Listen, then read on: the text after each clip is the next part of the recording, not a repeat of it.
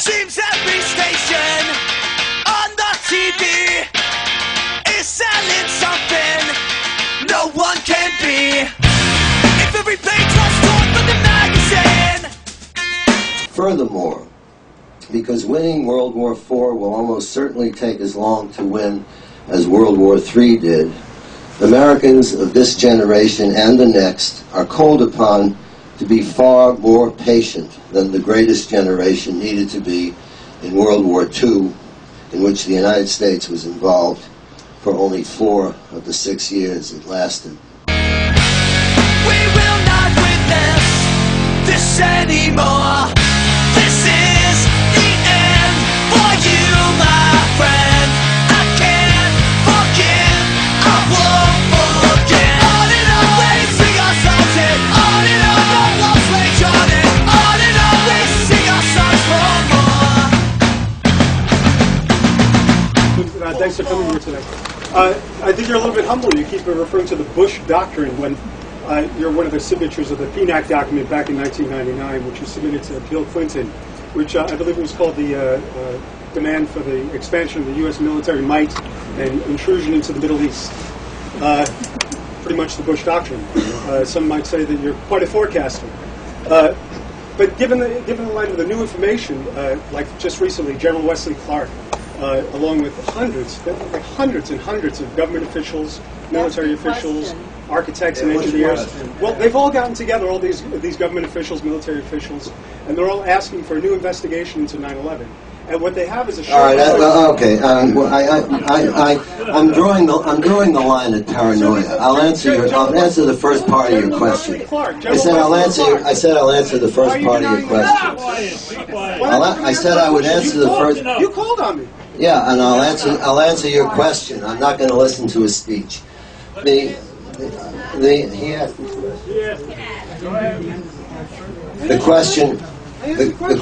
question was why I'm so humble. It's one of the few times I've ever been accused of that virtue.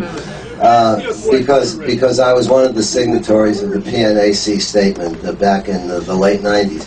That statement has been so wildly misrepresented that it would take an hour to correct all the distortions. But I can say this to you about it: we who signed that statement were appealing to Clinton, who was then the president, to act upon his own declarations and those of practically every member of the Democratic Congress and Senate about the threat of Saddam Hussein and his pursuit of nuclear weapons. That's what the PNAC statement was all about. Yes. You didn't answer the question. You're afraid to answer the question. What question? The question is: there's a list of people that are on the PNAC document. Is that a question? You mean there are people who disagree with me, and therefore I'm supposed to bow to their view? There are a list of suspects. Yeah, I just. You're one of them. You're one of them. How do you feel about that? It's a question. How do you feel about being a suspect in the massacre of 9/11? I'm asking you a question. Yo, quick question. All right. You feel that we should bomb Iran because of Al Qaeda, right? No. No, maybe. All right. That's good because I hear from the Bush administration how they say that Iran is responsible for all of Al Qaeda that's going on in Iraq. Well, I find confusing because Iran is Shiite, Al Qaeda is Sunni, and according to the White House press release, they are American special forces in Iran are commanding the number 3 guy in Al Qaeda. Yeah. There are two separate issues. Whether Iran is actually sending people into Iraq to conduct a proxy war against us. The evidence that they are is overwhelming, and the fact that they're Shia, and that Al Qaeda is Sunni does not, and will not, and has not prevented them from making alliances against the common enemy, which is us. As for bombing Iran, I have advocated this in an article in my book, in an article called "The Case for Bombing Iran," on the ground that none of the other efforts to stop Iran from going nuclear, that is diplomacy, sanctions, or provoking an internal insurrection, can possibly work. And I think most people including even the French, are now recognizing that. Most people, except a few in this room, I guess, believe that it would be calamitous if Iran were permitted to develop nuclear weapons and nuclear capability. The only question is how to stop them. My argument is that the only way to stop them is through airstrikes, and I believe it would be a great calamity in many different respects if Iran did get a nuclear capability. Okay. You are a dangerous, unconscionable man. You are a fascist. The blood will be on your hands. You are an unconscionable relative. I'm sorry. I apologize. Dangerous,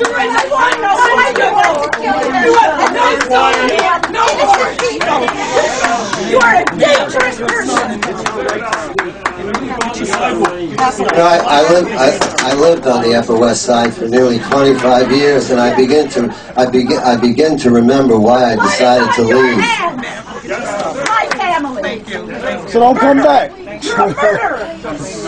Leave them. Thank you. In the 1950s, the CIA overthrew the democratically elected government of Iran by use of staged false flag attacks because the president, Mohammad Mossadegh, wouldn't give British Petroleum control of the oil fields. Is that not a fact? Why, you know what? I don't think. I think the CIA did in fact have something to do with the overthrow of Mossadegh. Yes. But to tell you the truth, I have no stomach for this kind of ancient history. Okay. Podhoretz, I'm sorry to bring up ancient history, but I've got an article that you wrote in 1963 called "My Negro Problem and Ours," in which you, and I quote, you say, "I grew up to be a good liberal." Do you still characterize yourself as a good liberal, and how do you square that with wanting to bomb and murder millions of people? First of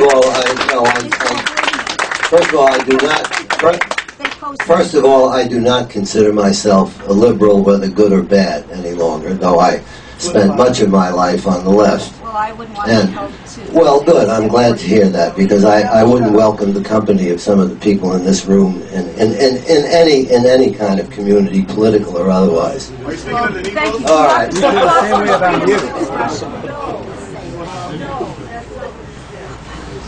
If we're at a war with Islamic fascists, bombing somebody, it's creating war. Yeah, oh, you mean when you fight back at your enemy? Fight back. So when did Iran attack? Iran didn't attack us. We were attacked by Islamo-fascists on 9/11, which is a declaration of war. There have been many such acts before that we did not choose to treat by the Islamo-fascists. Are they in the UN? Are they a group? Iranian? Of course they are. Why didn't we They were Iranian? No, look, you know. Why don't we bomb Saudi Arabia? Look. If you want.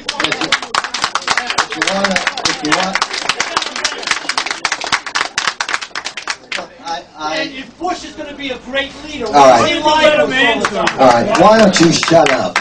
Why don't you shut up?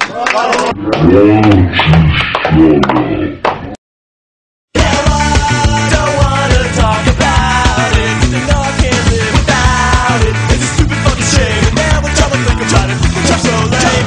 I'm breaking glass, I'm breaking down. I'm breaking glass, I'm breaking down. I'm breaking glass, I'm breaking down. I'm breaking glass. I'm with Jones Productions, it's Genesis Communication Networks, it's a syndicated radio talk show host. Now, in the 70s, you worked for the Committee on Present Danger. You know. I'm sorry, go ahead. No. Just, I don't have time. No. I just want to know, do you consider communism as big a scare as Islamo-fascism today? Yes. Sorry, he hasn't. I think so. I just trying to... Okay, we're ready to go? I think so. Okay, here we go.